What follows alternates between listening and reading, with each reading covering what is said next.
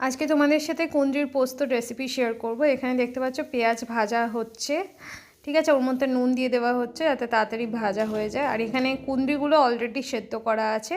আর এখানে পেস্ট হচ্ছে কাঁচা লঙ্কা, পোস্ত আর তিলের পেস্ট। এটা দিয়ে আজকে হবে।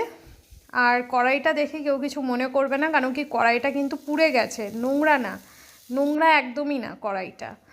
তো এখন এটা ভাজা হয়ে যাওয়ার পর এখন দিয়ে দেওয়া হবে কুঁদরিটাকেও ভালোভাবে ভাজতে হবে, মানে হালকা একদম জাস্ট টস করে নিতে হবে।